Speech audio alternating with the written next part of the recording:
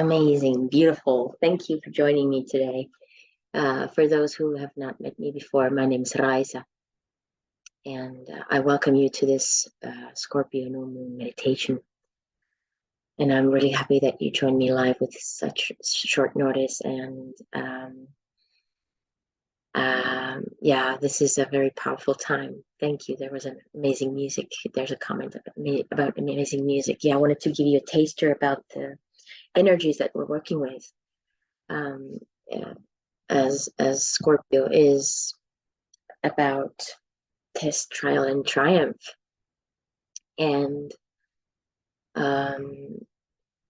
well, like always, I think we'll go into the esoterics first, and then we'll have our guided journey, and then there's a space for any sharings or questions or anything that wants to be witnessed or expressed at the end. Also, if you have any questions while I'm talking up, you're free to share those in the chat as well. I'll keep my eye on the chat as well.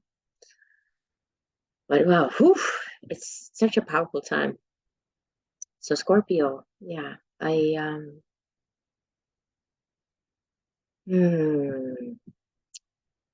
so Libra was about choosing the path between two great lines of force being personality and soul. And so we're choosing the path of what's in between.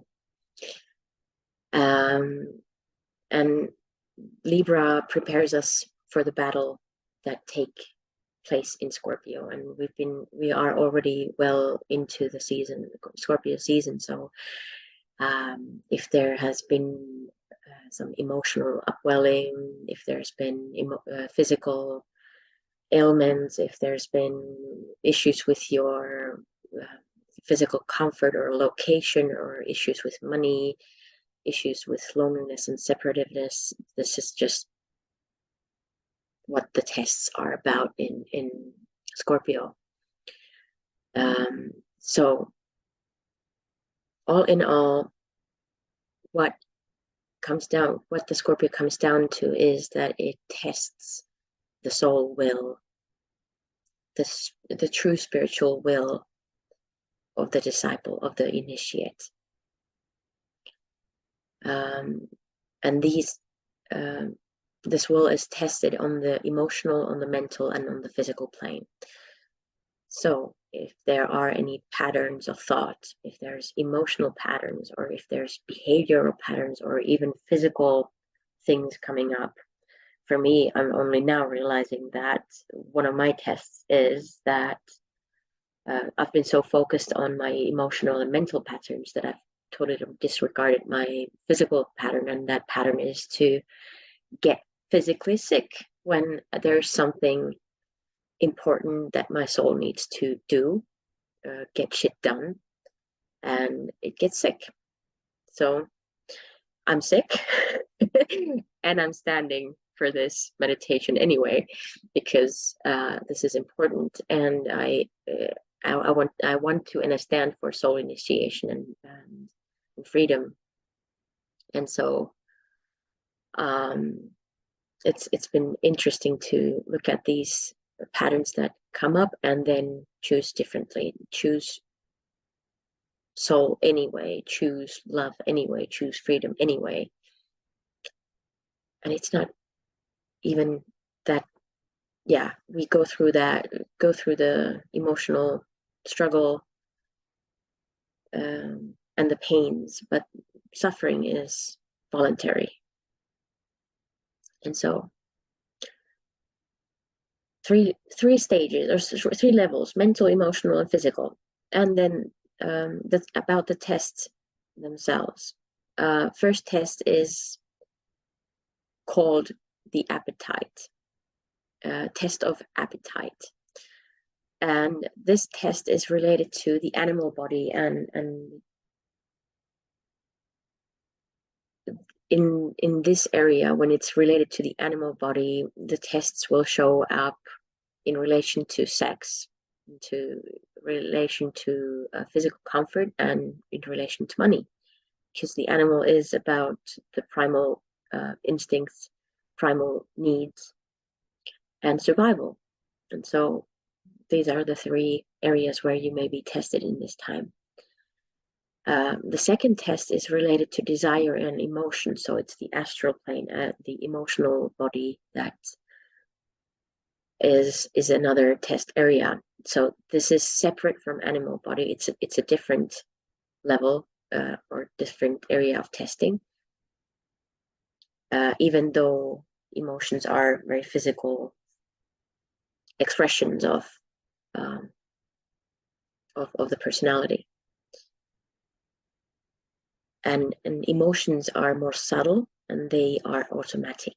So if you have noticed any automatic emotional patterns that you find yourself in repetitively, constantly, and especially those patterns where you feel bad, those favorite bad feelings that you end up feeling in your relationships, in your daily life, in your work, in just by being yourself or by yourself. And so these are the things to look at or to look for when this is in the focus. And the emotional plane also, or the emotional body, particularly focuses on fear, hatred, and ambition for or desire for power.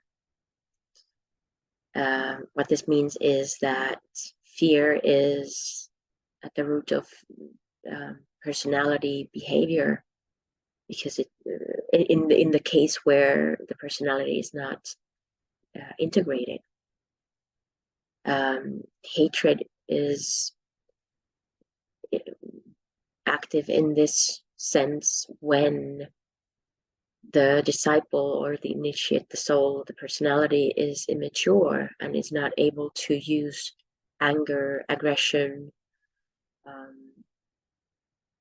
as a tool to stand up for something for the soul, but instead is just spewing and creating war, creating conflict, creating separativeness around because of that. And then desire for power is that there's that power over, power under games that come into play in the personality when the personality is not mature enough, it's not integrated enough. So again, you don't need to be perfect with the integration process, but just enough so that the soul can shine through. And then the third test area is of the lower critical mind. And lower mind and higher mind, that's the difference, is that the higher mind is the soul expression and the lower mind is the personality expression of the mental activity.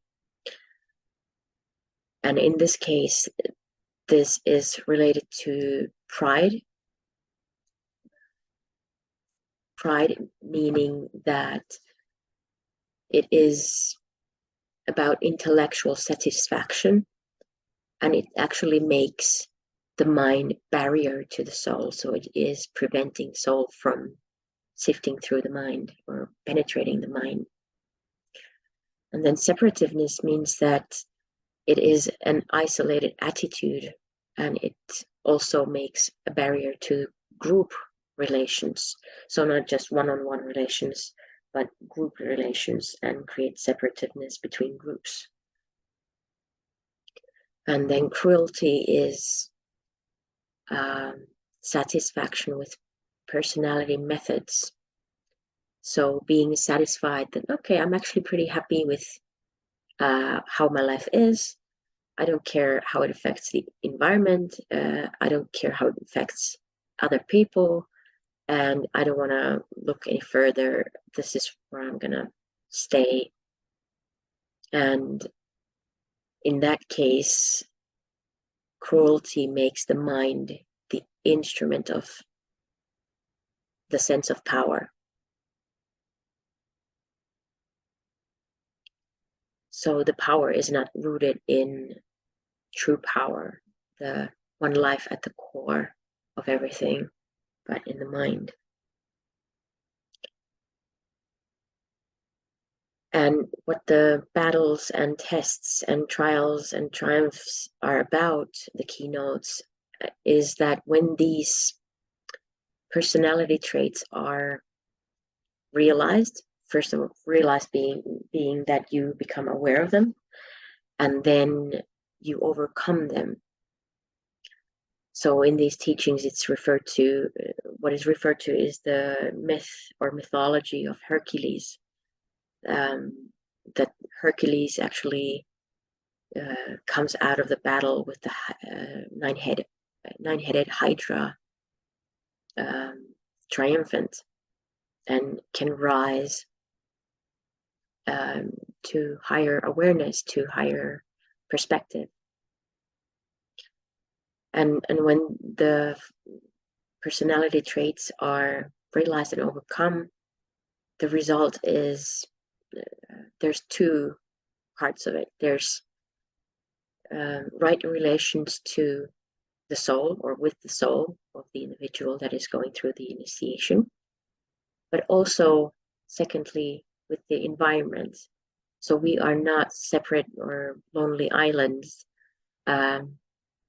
amongst other human beings or in this planet, but when we are attuning this integrity and attuning to what is the soul instead of personality, what is serving the bigger whole, then we are in a right relationship with the environment.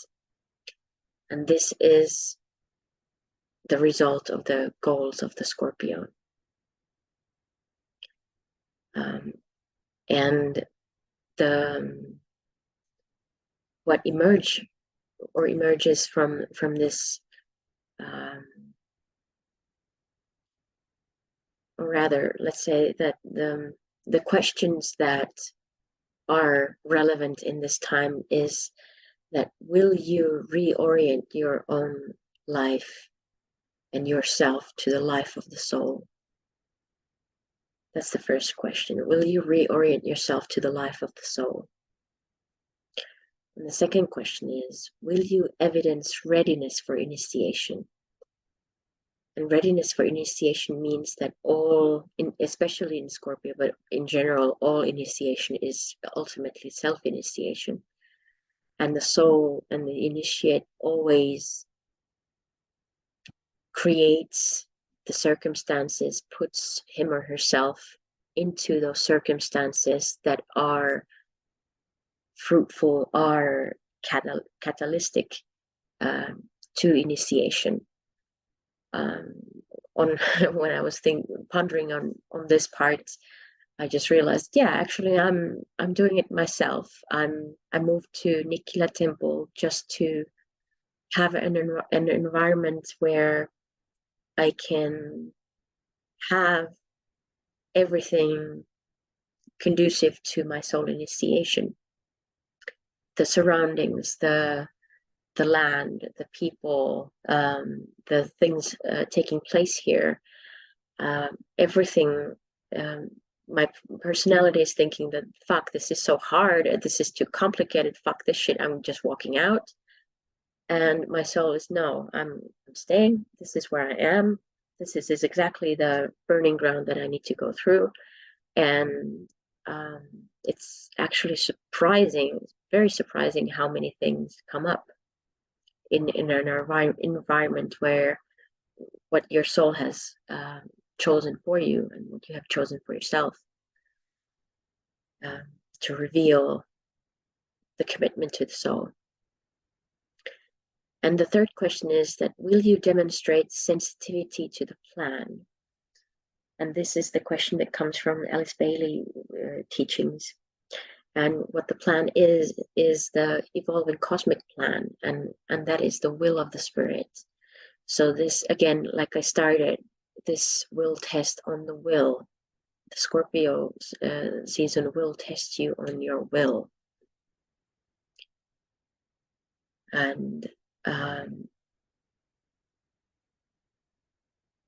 it takes slowing down, it takes listening, it's not necessarily about, oh, I'm taking my sword and kill them all. No, but rather it's about the reason why I played the music at the beginning was more of a dark masculine music. And it is the reason why I did that is because one of the planetary ruler is Mars in Scorpio, both on the personality and soul level. And it is the energy of war. It is about battle. It's about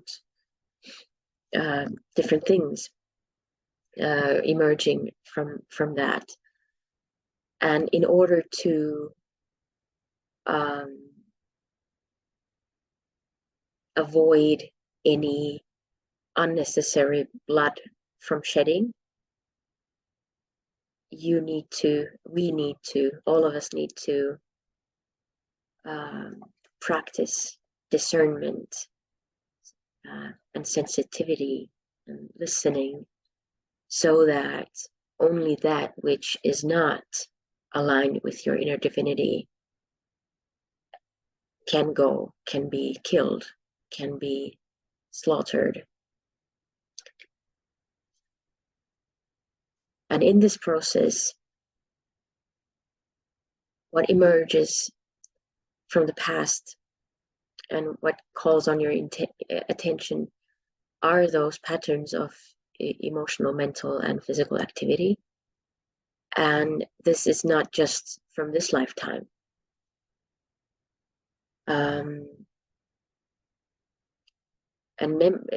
It's the memory, and it's the the dweller on the threshold.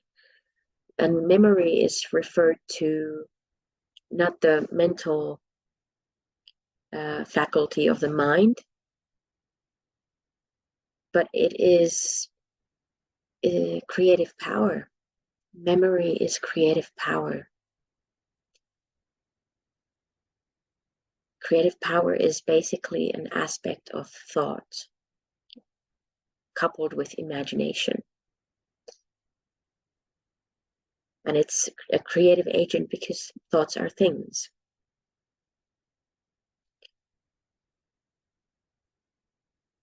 And what comes up is the memory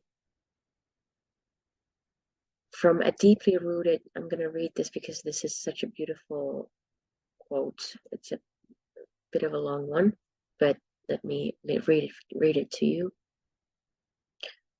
From ancient recesses of the memory, from a deeply rooted past, which is definitely recalled, and from the racial and the individual subconscious, there emerges from individual past lives and experience that which is the sum total of all instinctual tendencies, of all inherited glamours, and of all phases of wrong mental attitudes. To these, we give the name of the dweller on the threshold. This dweller is the sum total of all the personality characteristics which have remained unconquered and unsubdued, and which must be finally overcome before initiation can be taken. Each life sees some progress made, some personality defects straightened out, and some real advance effected.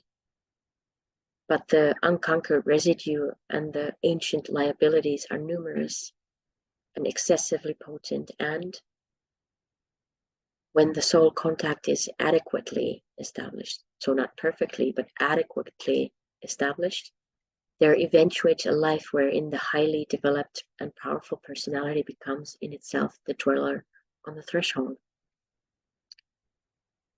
So the personality becomes the sum total of the ancient ways of you trying to survive in this lifetime, trying to hinder or prevent from the soul from shining. And what the battle in Scorpio is about, it is that and I continue reading, then the angel of the present and the dweller stand face to face, and something must be then done. Eventually, the light of the personal self fades out and wanes in the blaze of glory which emanates from the angel, and angel in this case being the soul. Then the greater glory obliterates the lesser. This is, however, only possible when the personality eagerly enters into this relation with the angel, recognizes itself as the dweller, and as a disciple begins the battle between the pairs of opposites and enters into the test of Scorpio. And so there isn't really a battle happening or taking place or initiation taking place if we don't become aware of our personality being the one in the way of the soul. For those parts where the parts that of the personality that have not been conquered, or in terms of Scorpio conquered, but in other terms of saying is that they have not been integrated. And so it's not so, it doesn't need to be so scary about that fight, because the other, or the last keynote is triumph. The whole point is that the disciple emerges from the battle triumphant. The victory comes. And when the person does that, we are so rooted in the physical plane, we are so ready to serve as a vessel for the divinity in matter that it doesn't escape the environment to recognize and acknowledge that. So it's very obvious also to the environment, to the people, the friends, the family, that this has happened. And this is what is, oh, Cecil, this is what is being, what being a pillar is about, the example for others to follow, and also do the same for themselves. And the symbols of Scorpio is not just Scorpio, the stingy animal, but also on the Scorpio is the symbol on the personality level when it's undeveloped. But when the Scorpio starts to develop, or the disciple starts to develop their spiritual maturity and goes through the transformations, the symbol is actually phoenix burning and then rising again, and then shape-shifting into eagle. The eagle is the expression of the soul reaching the higher dimension, the higher perspective to things.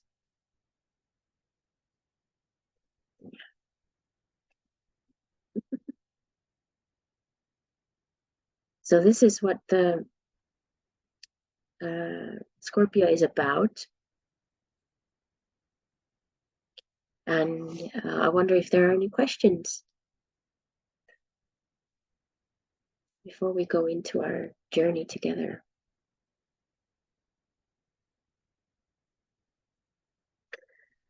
There is a question: is this about integrating the parts of the personality, getting rid of them? It's not about getting rid of them.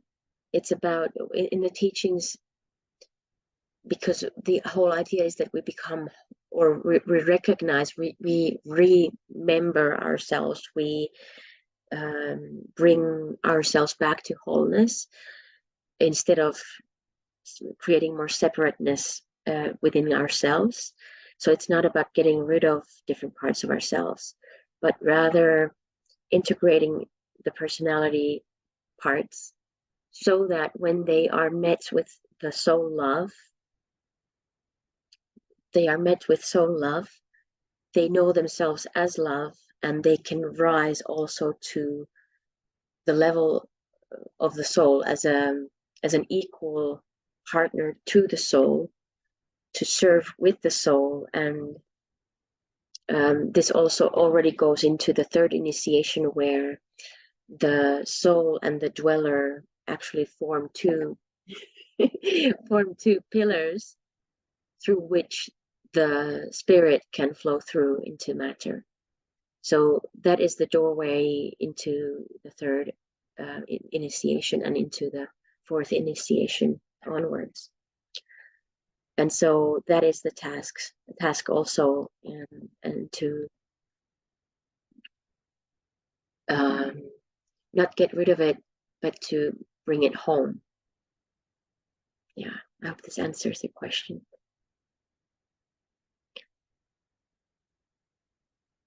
Yeah.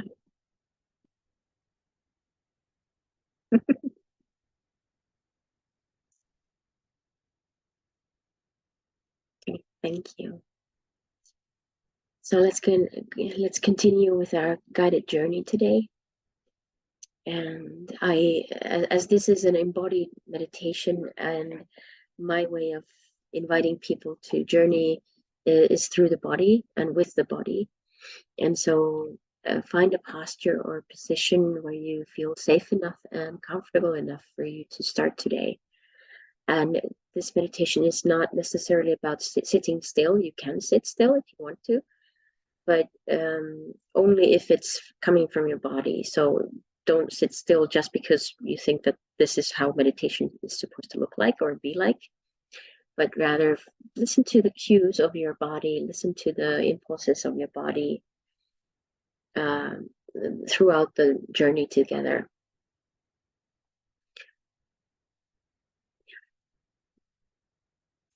And then when you find that posture, that placing in the space that you're in, I invite you to connect with your breath, connect with your breathing. And you don't need to change your breathing in any way, but rather just allow the breathing. Notice the breathing.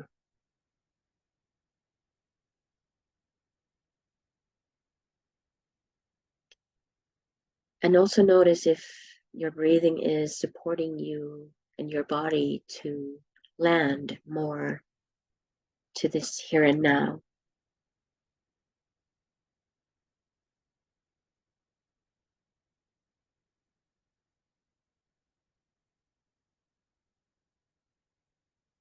And if you feel that there are any tensions or that you're holding your breath, just see if you can invite yourself to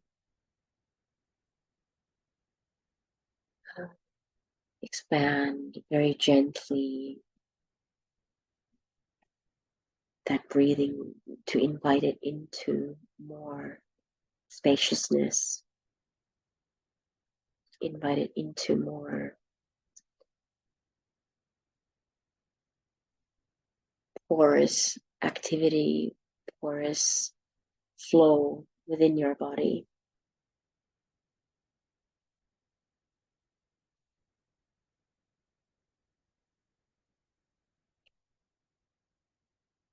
And also bring your awareness to your base, in your legs if you're standing up, your feet.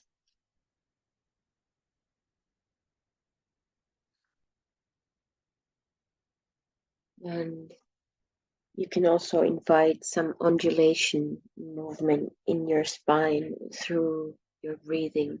So not pushing it through, but very slowly just releasing from your spine any tensions that may be hindering or blocking any energy flow in your spine.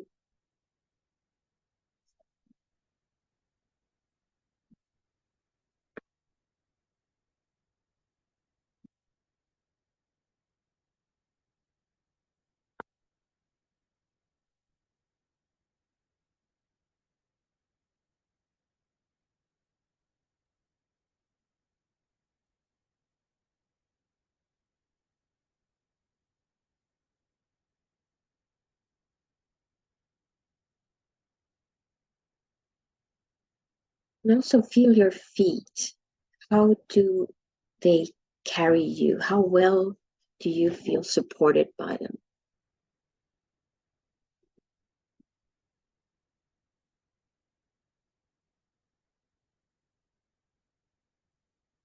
Is there any wobbliness or shakiness in your legs? Or do you feel very solid?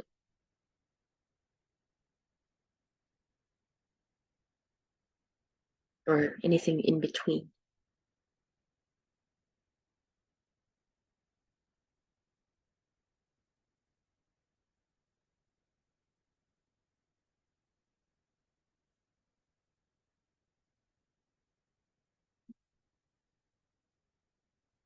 Just notice the physical sensations, any possible emotions that may be there. If there are any emotions, let them flow.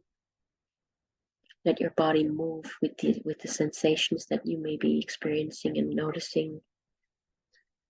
And at the same time, notice the thoughts that occur to you and go through your mind.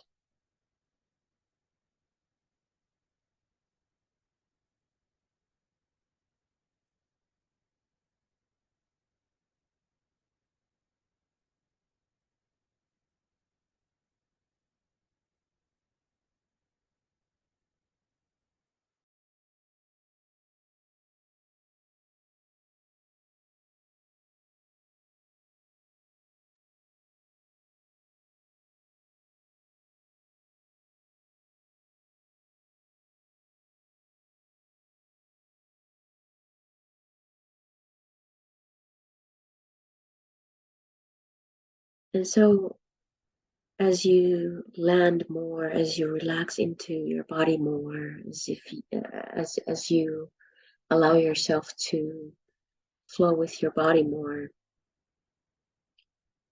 create more space in your own being. Also, if there are any tensions on the mental level as well, if there's any tightness in your thoughts, see if you can breathe into those thoughts and bring more spaciousness in your thoughts. And from this space, let yourself see what is the one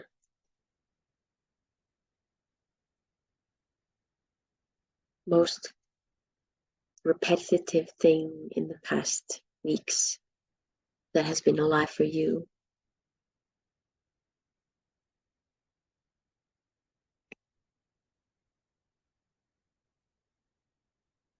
What is the most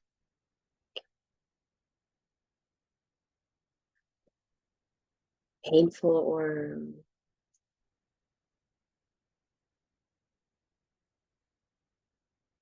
what is the pattern that you may notice now that may be giving you the sense that you are drowning? Scorpio is a water sign, and the death that happens in Scorpio is through drowning. So name it for yourself. Also acknowledge what level it is or area it is, whether it is mental or emotional or physical.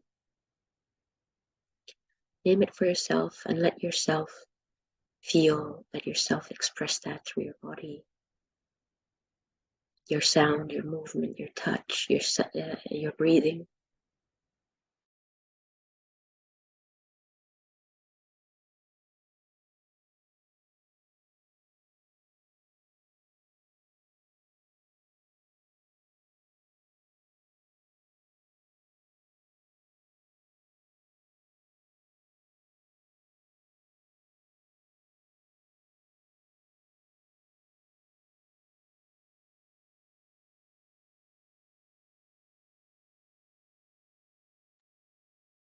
And as you name this pattern that you have, let it just keep letting it express itself. Let it become visible. Let yourself become aware of it. Making it space than pushing it, just bringing it in lovingly with presence. And then just noticing and observing the different sensations in your body that start to take place in your physical body? What happens? What changes in your body, your physical experience when this pattern becomes alive, active?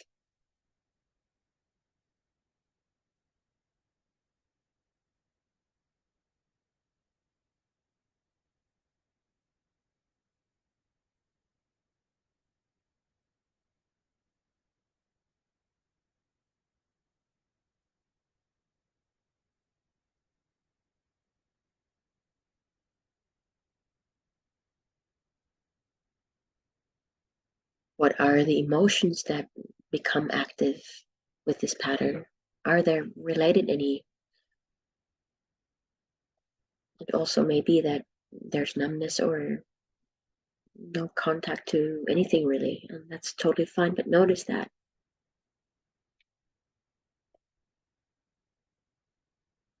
And keep allowing the expression of this all while you keep yourself aware, or are being aware and conscious of what's happening.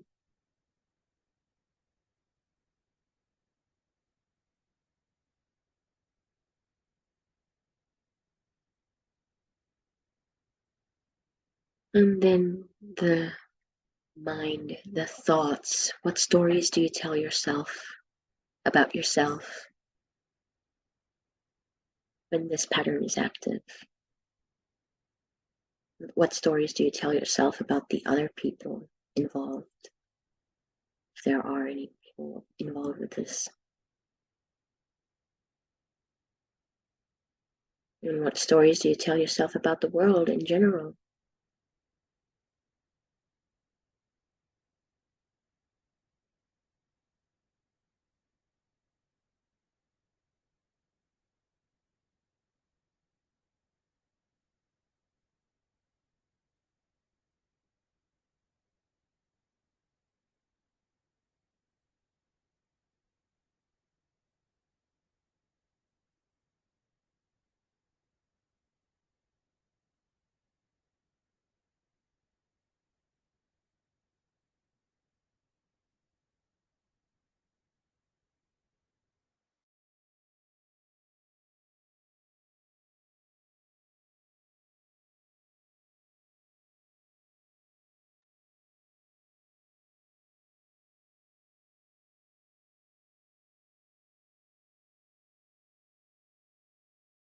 And as you see this big picture of what's happening, your physical sensations, your emotions, your thoughts, the stories that you tell, what are they hiding? What is the fear or shame that you carry? That what is there? Name it for yourself.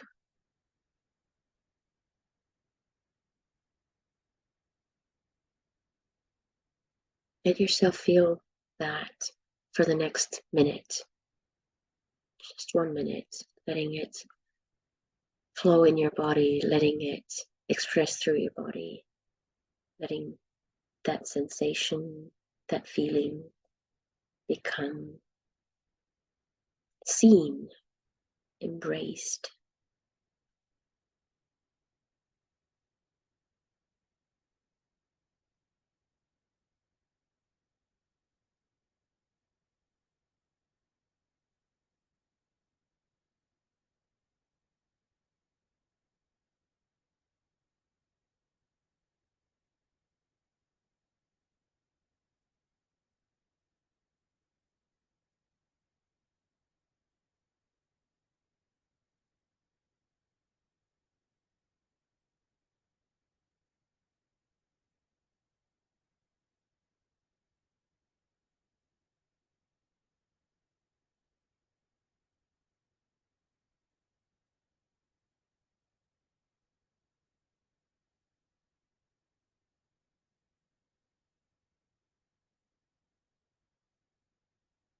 And then what is the thing that you think that you are not capable of when this is active? And this pattern, what area it is, doesn't really matter which area it is, but what do you think deep inside that you are not capable of? Name it for yourself in one sentence and let it express itself through your physical form.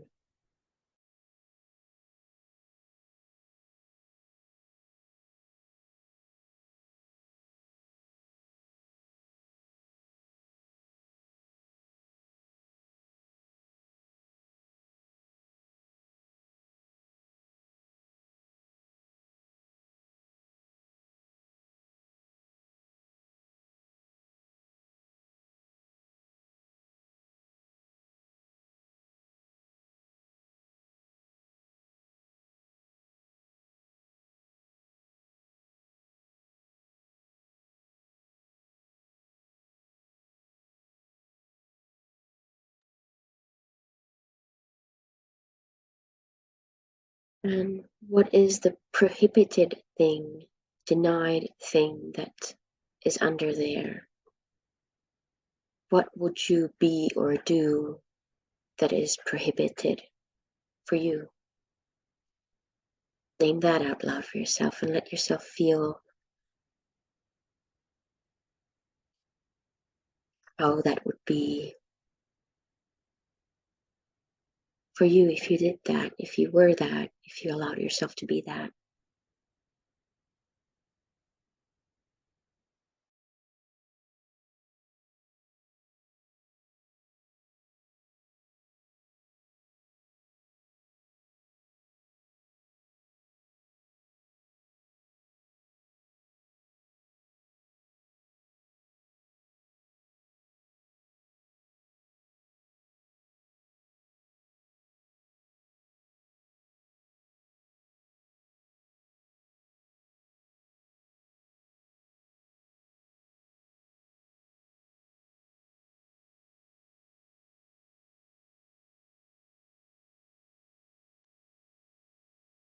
Can you give yourself the permission to be and do that which has been hidden?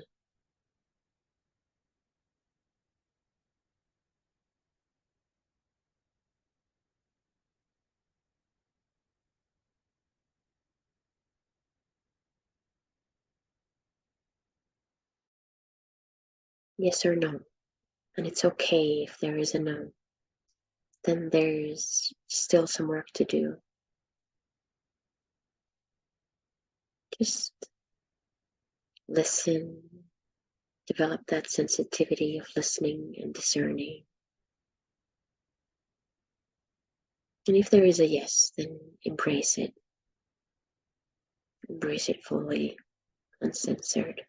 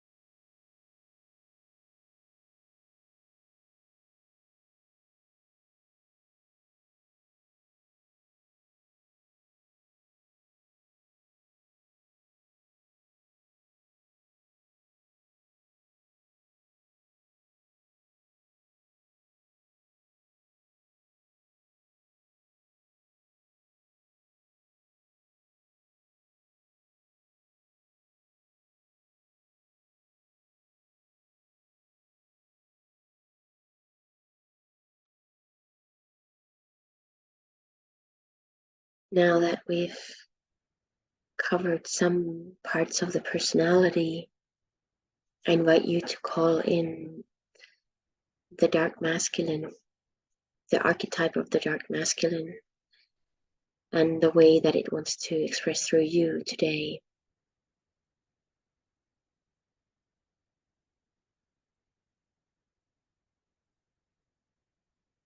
The archetype that is the combination of the masculine and the animal, that who knows what he wants and is not afraid of taking it with consent. He is unapologetic. He knows he is power. He is penetrative presence.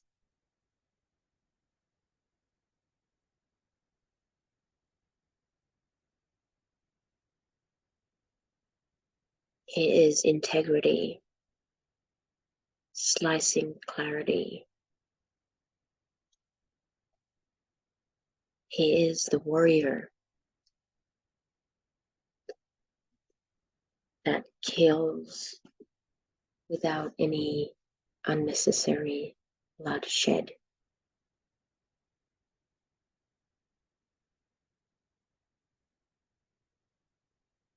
And as you call that energy in, let him express through you. And if you have a difficulty connecting with him, you can just be curious about the right side of your body, your hand, your arm, your right hand, right side, leg, the feet, the foot, the side, the shoulder, even the right side of your head. What's happening there? How is it expressing itself?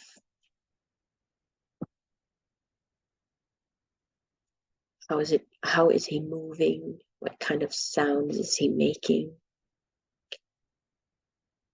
How is his touch and breathing?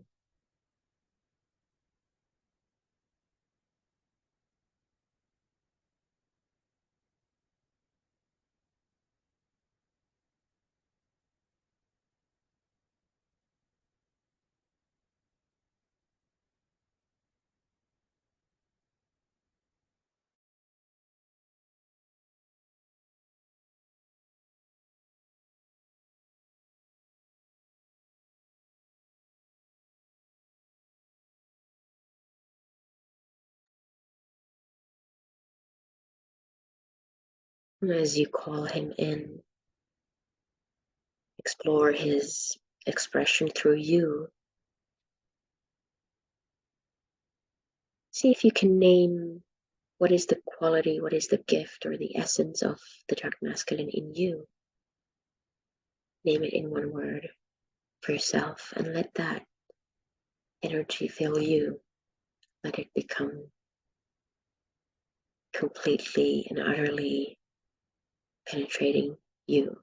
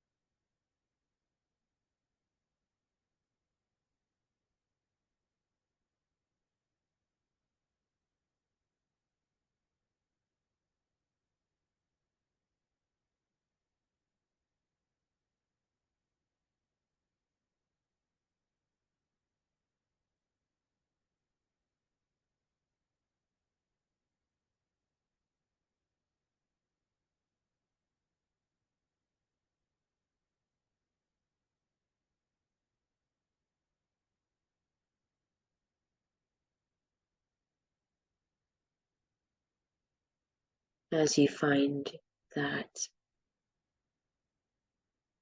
gift, that essence,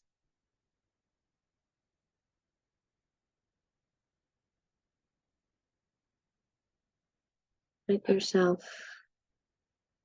connect with your heart.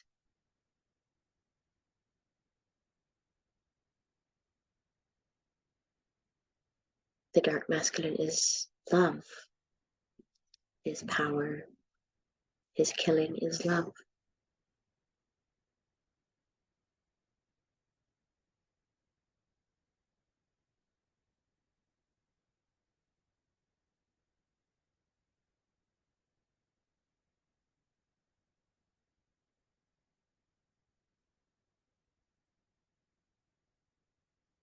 And as you are tuning in with your heart,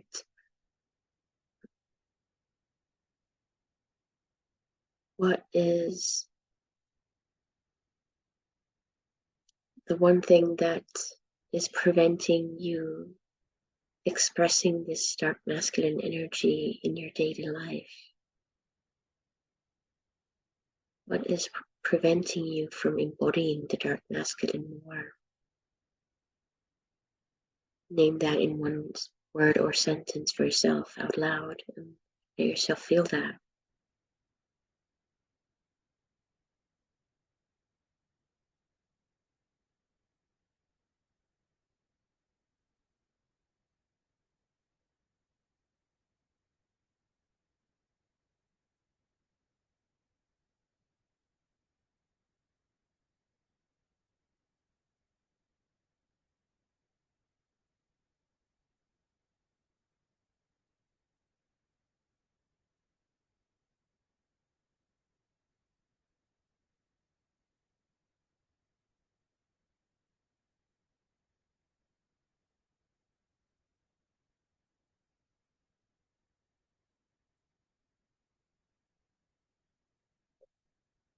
And for the next minute or so, let yourself express this part of you that is preventing you from embodying the dark masculine more deeply. Maybe the same thing or maybe a different thing than from that we already discovered and we journeyed through. The personality, it can be the same or or some different thing. Just see and be curious what comes up for you.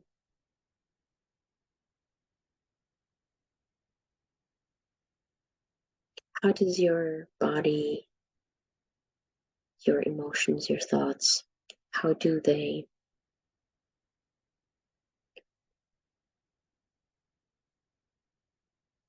become manifest in your being, in your expression right now?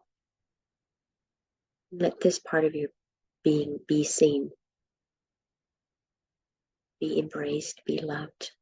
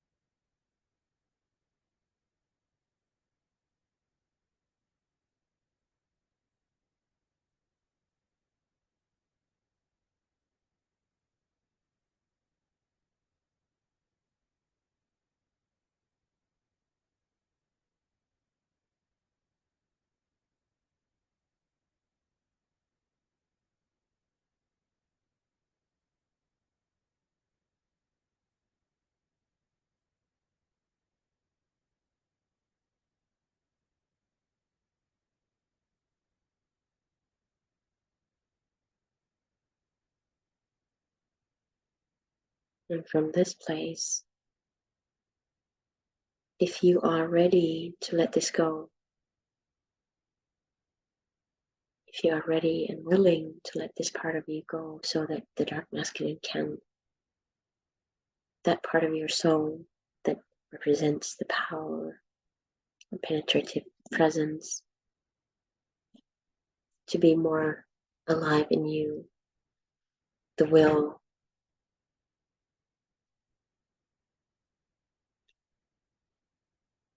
then if you are willing to let it go, then I invite you to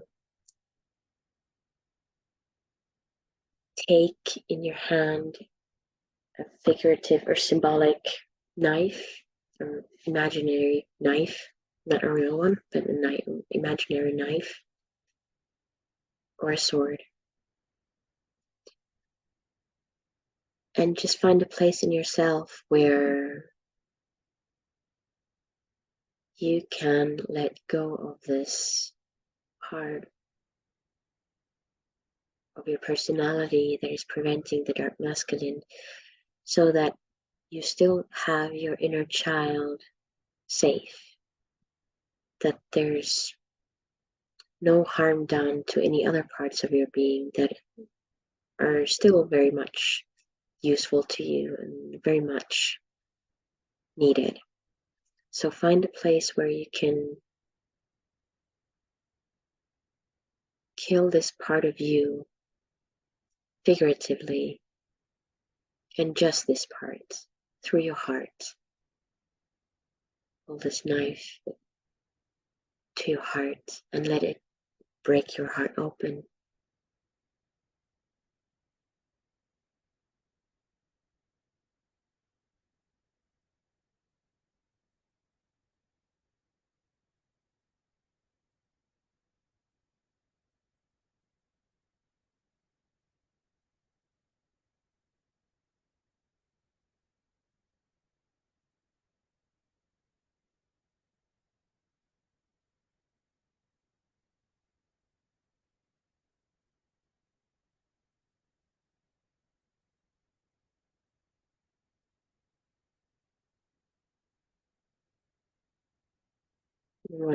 And go at your own pace.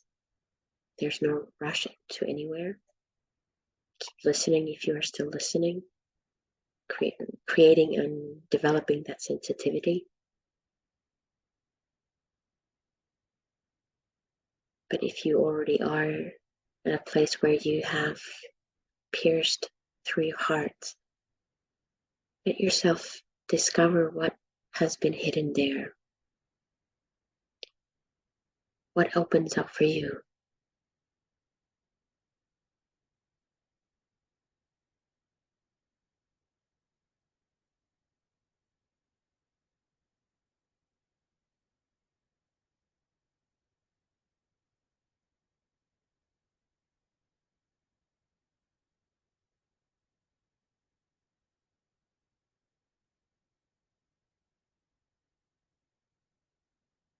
And name that thing that opens up for you out loud for yourself.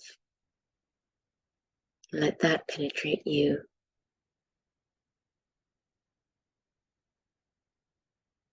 Fill you, move you, breathe you, and sound you. Give that voice.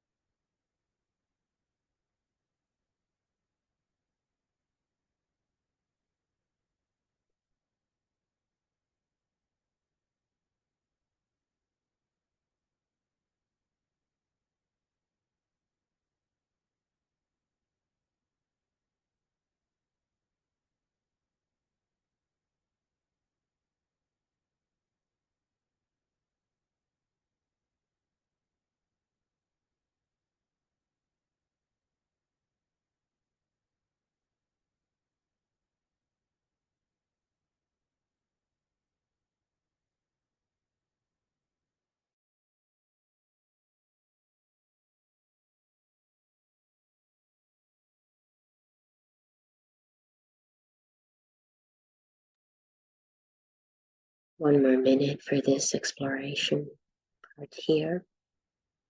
And so if there's anything that still wants to be expressed, let it be expressed now.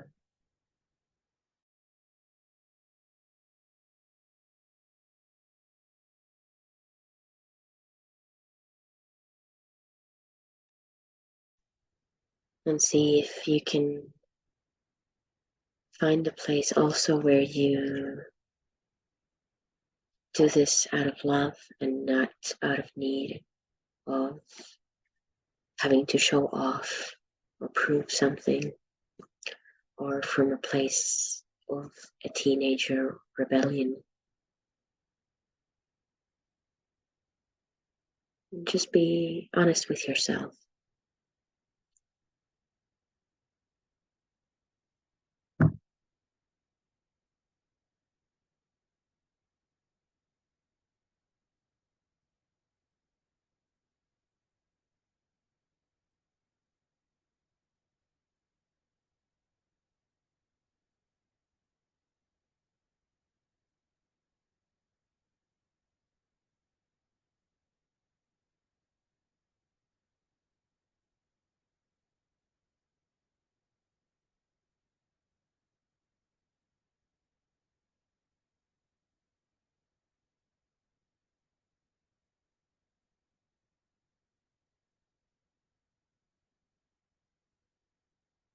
And then remind yourself of the thing that was prohibited, denied from you, or you had denied it for yourself.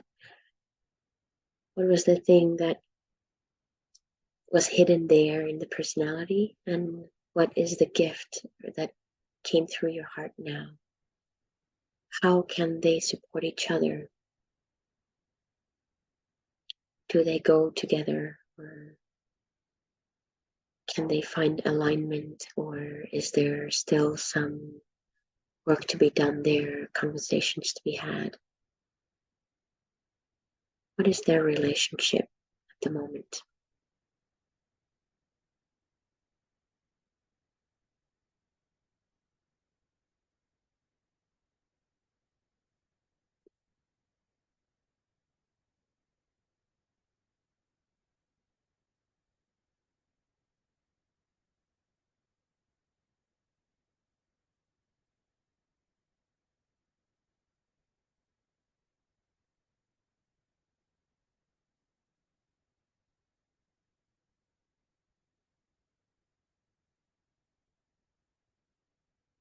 Acknowledge that, name that,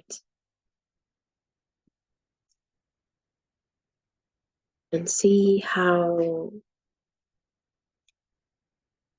these two things and their relationship together will affect your life or change or influence your life from now on.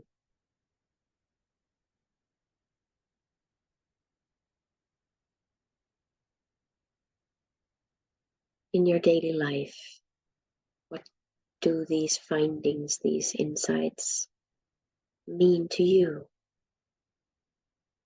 and your soul path?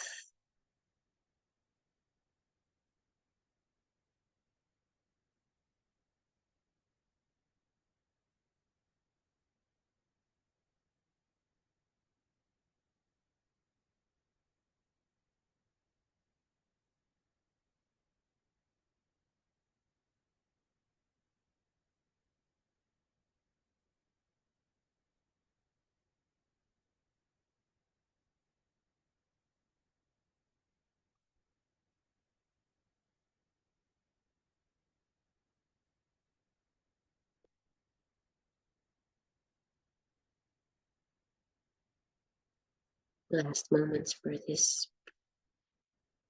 visualization or exploration of combining this to your daily life.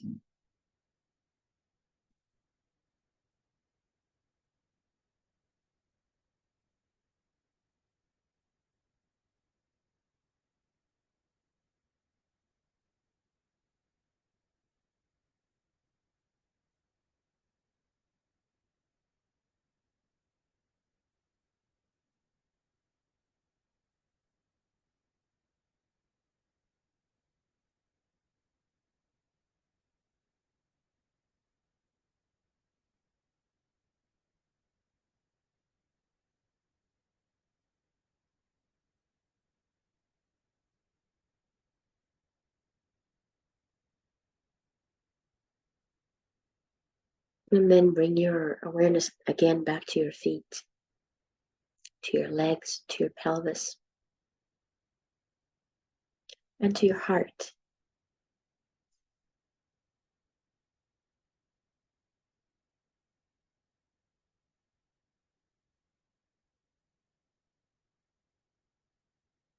What is the thing that you would stand for forever? What is the one thing that you would fall down, fail, and then get up again forever? Name it out loud for yourself in one word or sentence.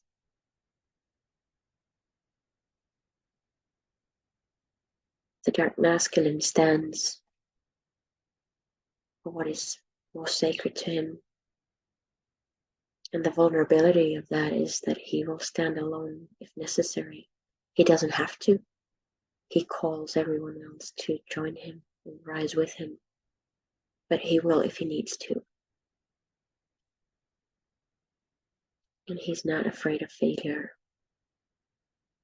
He will just get up again.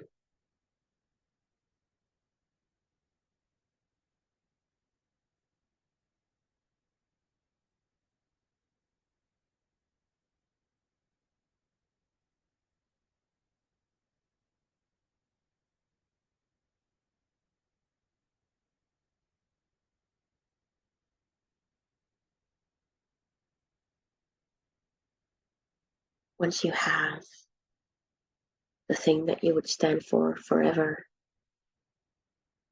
I give you the mantra of Scorpio. The soul calls the rising sign. The sword must be unsheathed. Fight. The sword must be unsheathed. Fight. And the pledged disciple responds, warrior am I, and from the battle I emerge triumphant. Warrior am I, and from the battle I emerge triumphant.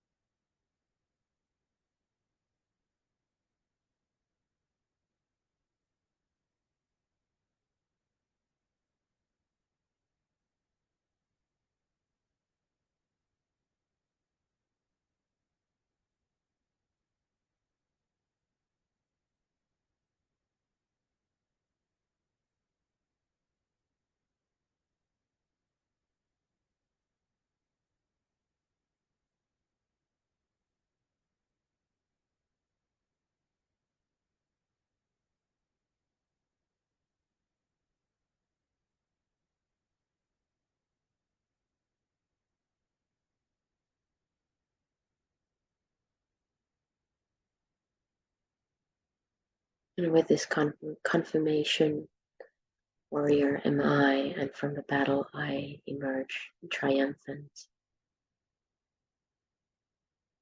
I wish you new blessings, and I thank you for joining me in this meditation. The guided part is now complete.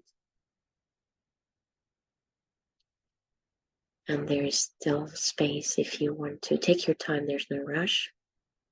If you want to, you are welcome to share anything that's alive, what you take with you. What do you want to confirm to yourself? What your soul stands for? Or anything else for that matter. There is this time and space for that.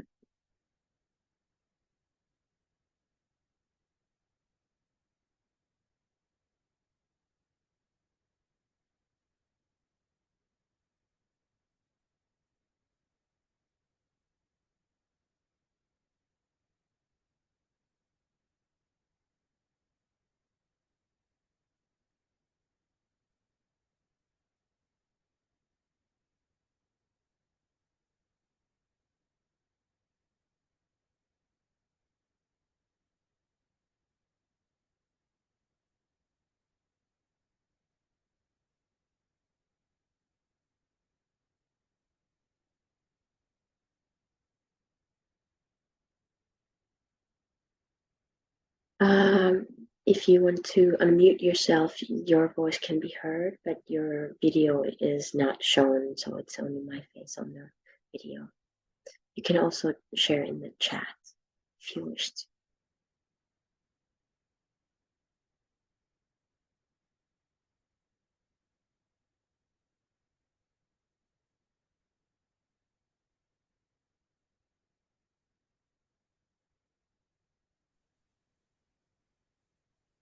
In the honor of dark masculine, I speak now without developing some fear around it. So I'm so grateful for you, Raisa, and for this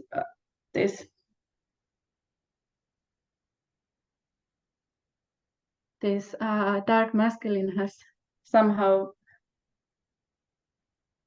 been so difficult for me to access, and I think this now was the first time maybe that I felt so lively how it entered me and how my body became more solid as it came.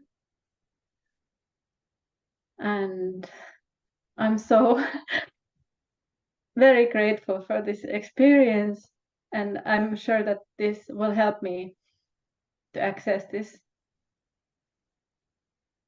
in my life. And I also want to say out loud that, or somehow like confess that I have a partner who is like, his home base is very much the dark masculine, and he's somehow, this is obviously why I've been so attracted to him, but also that when he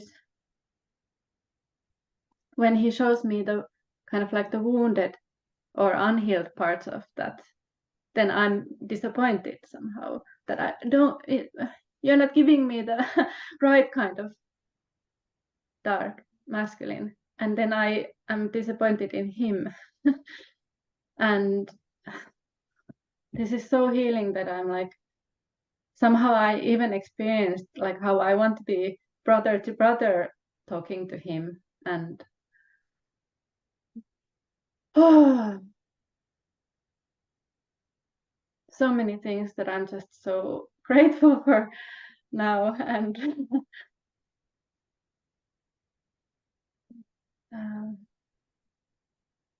yes, this feels like a missing puzzle piece that has come to me now very lively. Thank you. Thank you for sharing that. That is so beautiful and touching. This energy may be very scary to access, or for any reason to access. We have not experienced much of the healthy parts of this energy, collectively at least. And yeah, it's we long for it. We long for this energy. We want this energy, and like you said, that if it's not coming from the partner, then it needs to be developed within yourself, and to have that beautiful brotherhood between partners, so it's not just that dependency on the other person showing up as that energy. It's beautiful. I'm so happy for you that you found and accessed this energy, that you can develop it in yourself further. And yes, I believe that, yeah, now that you've had an experiential embodied experience and imprint of this, you can definitely remember it and you can access it more easily in the future. Yeah. So I'm really happy for you. Yay. There is a sharing, or two actually. Thank you so much. It was very powerful. Thank you so much. Really powerful, really beautiful. I take with me freedom, authenticity, and love.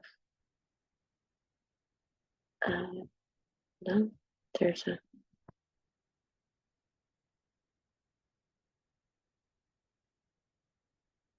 there's something blocking my view on the text. My dark masculine was kind of a surprise to me. The quality of it was really hot. Thank you, Rise, and thank you all. That's beautiful. Hot, yeah. This energy can be very appealing, no matter what body it comes with. Yeah, so. Are there any more sharings?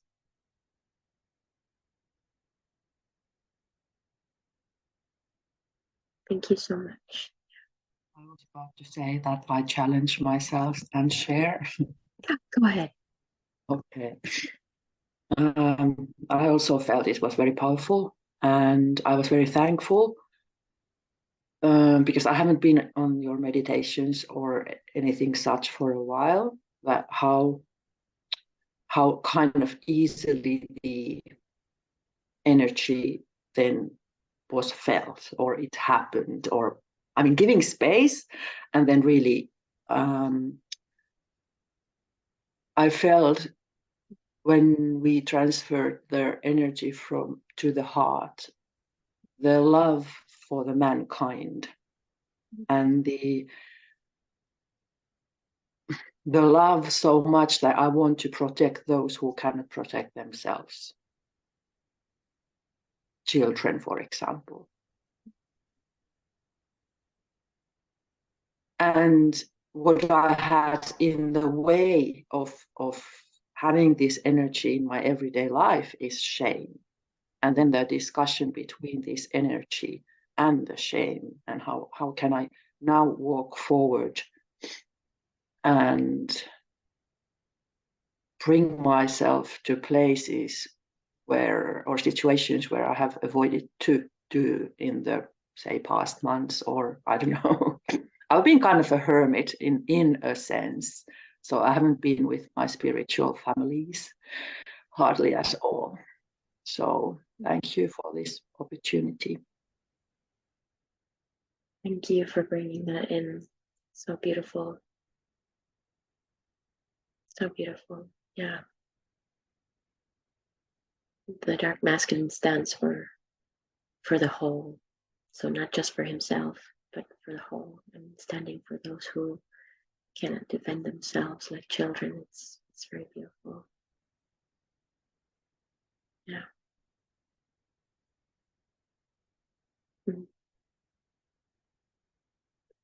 Even Cecil now somehow relaxed. He was pushing me and drooling over me and panting over me the whole meditation, and just towards the end now he's here in the lab like, okay, I'm here.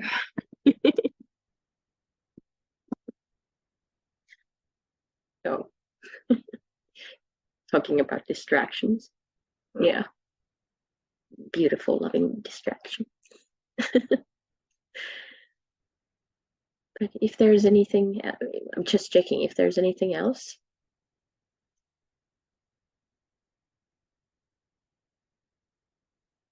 Okay. And I invite you to, if you have a new moon offering, anything that you have with your DNA in it, then give it to the land, seed this part of your soul into the land, and let the land carry it for you and with you. And also let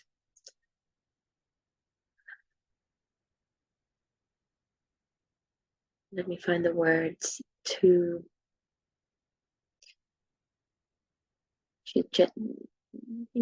when to be buried in the soil so that it can rise, to grow, to rise, and then just bloom at the right time.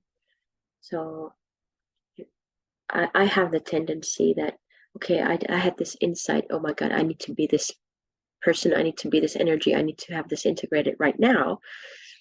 And I sometimes forget to give myself time, that actually transformation takes time. It may take a weekend, it may take years, it may take 1 second, but it's not really up to our mental decision the choice that we make from our minds, but it's rather about a question about whether your system is ready for it. And what you can do is just hold the bigger picture and have the greater vision of what's coming ahead. And yeah, know that, okay, this is brewing there, this is simmering there, and this is going to be there, and trust that, and it will be a greater part of you and your journey, if not now, then in the future. So just honoring Taki, that in the sense that she kept telling me that do not underestimate the power of planting seeds. And I am now harvesting the seeds that she helped me plant 4 or 5 years ago. And so, very grateful to her.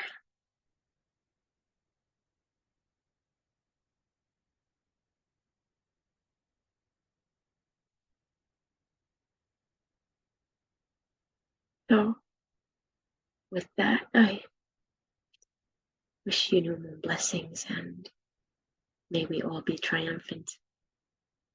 Thank you for joining me.